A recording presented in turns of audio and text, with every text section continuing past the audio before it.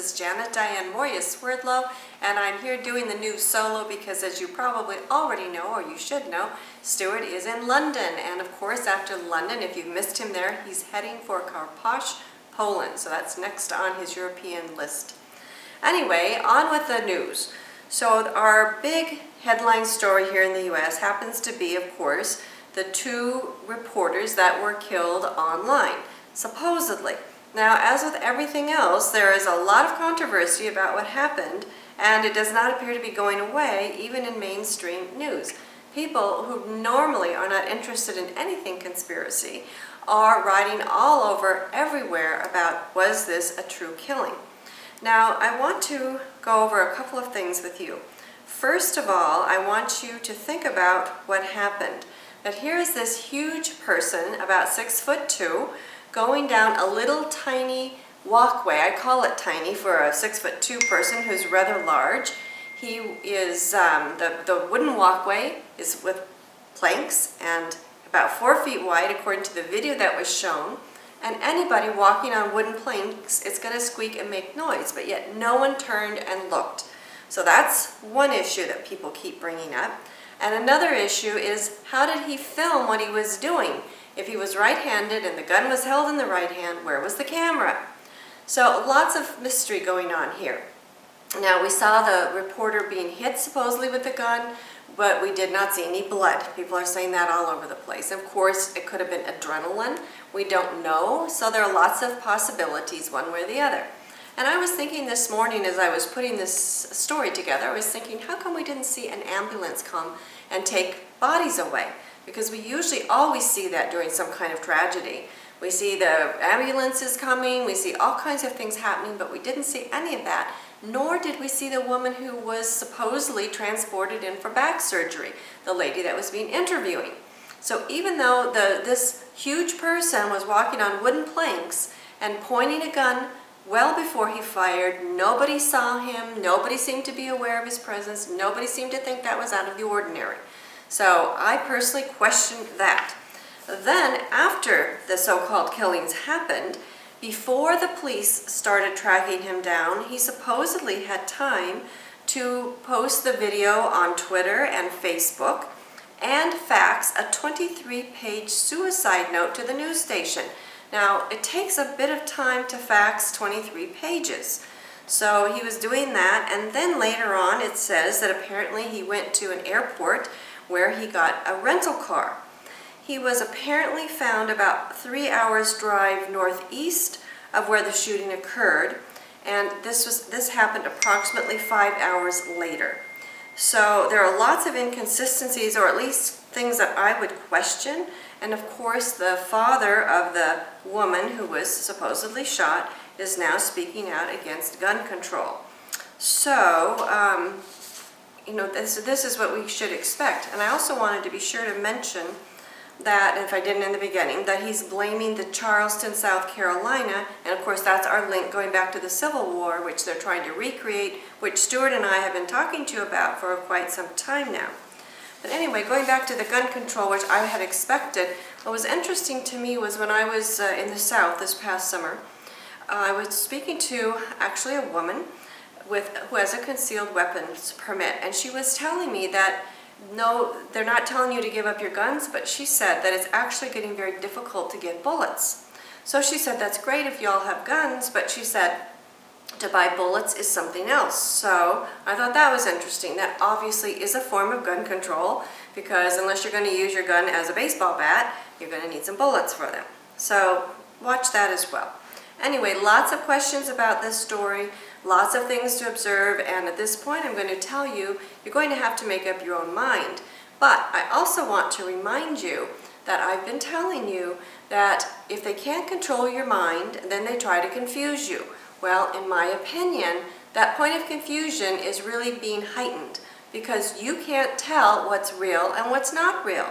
And as this goes around and round in your mind, it makes it easier to program you, it makes it easier to bring alters forth, it makes it easier for you to lose your own self-control. And as you know, that's what Stewart and I teach you, to control your mind before somebody else controls it for you.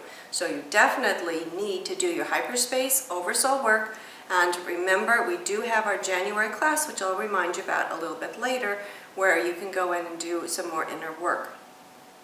Now, the next big news story here in the U.S., in my opinion, is of course all the presidential candidates that are coming forth in the debates and so forth. Well, you're going to find this one interesting because Donald Trump and Hillary Clinton are distant cousins from the same set of royal ancestors. Now, again, if you follow the news, you shouldn't really be surprised because we've told you many times about how all the presidents are basically related through the Queen of England, one way or the other. And these apparently are no different because they are the ancestor of John of Gaunt, who was the son of King Edward III at the beginning of what became the War of Roses, secession debacle. So, anyway, I want you to remember this as we move through the presidential debates because whoever is going to be president, and of course that's already been set, is going to be somehow related, about 99% I'm sure of this one, through the Queen of England some way or another. Now, in case you did not make it through the selection process to be sent to those who are going to be on the mission to colonize Mars, apparently NASA is accepting submissions until October 8th from people who want to send their names to Mars on board of the next mission in a tiny chip. Now, why would you want to do this? Well, I guess because you can say then your name went to Mars. So if you sign up and you reserve a spot, you go to NASA's website, you receive a virtual ticket with the details such as time of departure and arrival, location, and of course you have to give your name. Now, I didn't know that, but apparently NASA has sent names to space before. Apparently, the spacecraft that recently flew by Pluto was carrying 430,000 names, and another 1.38 boarded on the Orion spacecraft in December 2014. And if you send your name on multiple missions, you can earn frequent flyer points and stay posted on the upcoming chances to take a virtual trip to space. So my question is, why do they want your name, or what are they doing with them? And those of you who took my and Stewart's radionics class here in August, you will know that there is a lot of things they can do once they have your personal frequency. And of course they're doing it anyway, but you want to remember they're not coming and knocking on your door. You are willingly doing these things. So apparently you're going to be in some sort of space ritual would be my explanation. That's up to you, of course, if you do or do not choose to participate. And in Poland, of course, which is Stewart's next stop, we have a couple of men claiming to find a Nazi train loaded with treasure. According to Polish legends, a Nazi train loaded with gold, artworks, and weapons vanished into a mountain at the end of World War II as the Germans fled the Soviet advance. Now, there are two men who are claiming that they know where this train is located, and in order to reveal where it is, they are going to ask, or they are asking for 10% of the treasure, and they have employed two attorneys to move their claims forward so that they can remain anonymous. And an official in the southwestern part of Poland says, quote, "We believe that a train has been found and we are taking this information seriously," unquote. So again, the Nazi presence is not going to go away. Now here's a story that I found interesting, and I'll tell you why. But first let me tell you the story. First of all, there was a father of a millionaire South African mining magnate who killed himself in a silver Mercedes 10 years ago. This father is found dead, having killed himself in a silver Mercedes. So I had to read this through a couple of times, but yes, the father did replicated the suicide of his son. Now, this came just weeks before the 10-year anniversary of his son Brett's death, and this happened in a wealthy Cape Town suburb. So the other son said that his father feared he would become a burden, but if they're millionaires, I don't understand how they would think that they were going to be a burden. And what this reminded me of when I read this was of Bobby Christina Brown's death. Because remember, she was found unresponsive in a bathtub in late January of 2015. And then her mother, Whitney Houston, was found in 2012, unresponsive, face down in a bathtub. So here we have a father and a son, and now we have a mother and a daughter. All of them, I guess, are 4 people involved, being or supposedly with some kind of suicide going on. And my question is there going to be a third? So we have a father, or we have the male, we have the female. Will there be a third? So watch out for any stories. If I miss them, please let me know.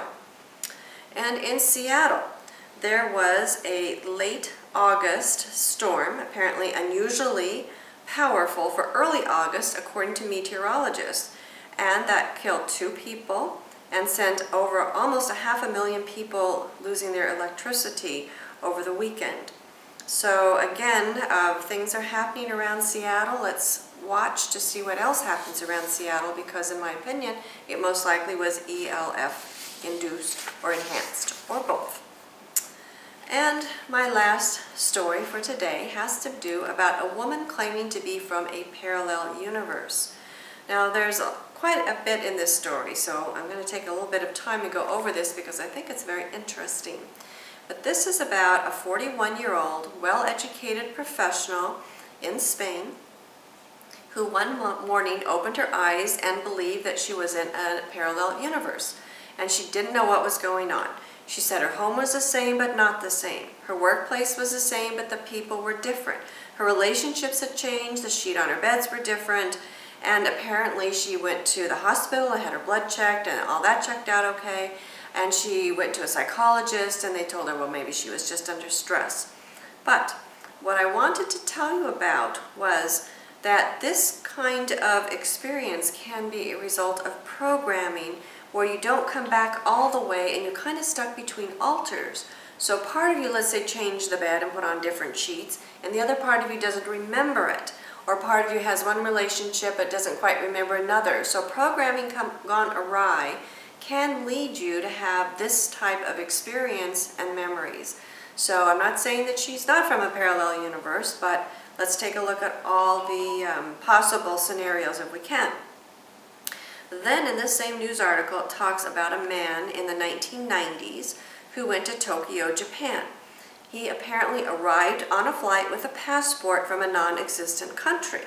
The man was upset when the Japanese officials detained him, and they checked their records. The passport apparently was legitimate, and then it also talks about a camouflage passport, which they say exists, and that happens to be from non-existent countries that are legitimate. So put that in the back of your mind, and let's see when camouflage passports come back up, because I thought that was interesting.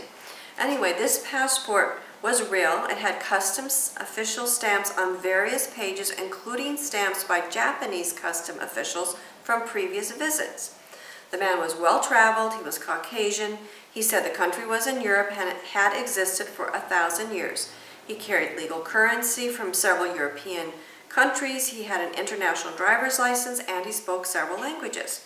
So long story short, they put him in a hotel room while they were looking for a higher-up government official, and they had the room guarded. It was 15 floors up on a busy street. There was no ledge on his window, and they had 2 guards in front of the door, and the next morning when they opened up the door, the man was gone, and he's never been seen from since.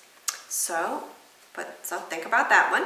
And the next story I have was written by a journalist in a well-known newspaper in Venezuela called El Tiempo, and the journalist's name is Segundo Peña. Apparently, there was a well-known faculty member at the University of the Andes, and according to witnesses in full daylight, he left one of the university's buildings, crossed a parking lot, waved to people that he knew, and actually spoke to a few of them, entered his car, but then the car never moved. So when the students went over to check on him, it was empty. So what happened to that professor? And then there apparently is a story of a person named John Titor, and again, I never heard of this, maybe you have. Began in November of 2000 when he claimed to be from the year 2036, and he was around for about 4 months, and apparently he disappeared. And then just so you know, in 1954 it says the term parallel universe came into the mainstream by Hugh Everett III. He theorized that many related universes all exist in parallel, branching off each other. Each universe has a similar origin but alternate timelines. So I want to remind you that we have great DVDs on our member site about simultaneous existences. We also do simultaneous existence reports on-world and off-world. So be sure to check out the website if that's something you're interested in. And then I want to remind you that in September, coming up very soon, I will be doing a 3-day group fasting event again, which was very popular the last time I did it. So if you want to know more about cleaning up your mind and you want to know how to clean up your body, because your body is simply a representation of your mind. So take a look at that on the website. And as I mentioned earlier, Stewart, after London, is going to be heading for Karpacz, Poland. I think all of his personal consultation slots are taken, but you can check the website to see. And in fact, I think most of his personal consultations are taken up on his European tour. But if that's something you're interested in, again, you need to check the website right away, because we do have sold out marked where those are sold out. And we still have places in the seminars, so be sure and sign up so you get a place. And then, of course, in October, we are having our fall annual conference, Hidden Histories and Hidden Mysteries, Digging Deeper. We will be having Mary Sutherland from Wisconsin, who is a paranormal researcher and author, and she will be bringing some never-before-seen artifacts for you to take a look at and get your opinion on. And she will be speaking about the red-haired giants of North America. We have Steve Spirason, who will be speaking about Isis and the connection to the Magdalene frequency. We have recently added Gary the Numbers Guy. We've had him speak before and everybody loves him. He's going to be speaking about the stock market crash, the Illuminati numbers that are hidden in plain sight, and things that you can do to head off some of these financial disasters that are impending, or if you've already done that, because as we talked about in our Shemitah/prophecy webinar, this will be happening in September, and then of course it has already begun, as you've noticed with the stock market that crashed, and Stewart put an article on the website about that, so be sure and check that one out. And of course, at our October conference, we will be having Christopher Garetano, who's producer-director of the Montauk Chronicles, and he will be showing the film Montauk Chronicles. So you will be one of the very few who get to watch it with Christopher and Stewart. And all of these people, including myself, will be available on a panel for you to ask specific questions too. So this should really be quite a stellar conference. We're getting people signed up already, and again, you want to reserve your space, so be sure that you do that right away. And we will also be offering a burger bar, as you will be our guest at that on Saturday and Sunday for those of you who attend. And of course, Stewart will also be speaking about clear energy. So that's going to be also a very important part of our October conference. In January, remember, we have our Hyperspace Oversoul Extravaganza week-long course coming up. And we already have people signing up from all over the world. So if you're interested, space is limited. Be sure you call or email Patricia, customer support at expansions.com, and get your name on that list. So lots of things are happening here at Expansions. We never have a dull moment.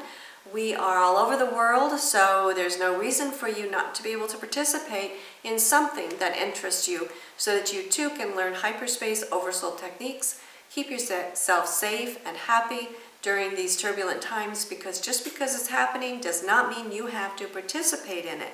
You need to know the mind pattern.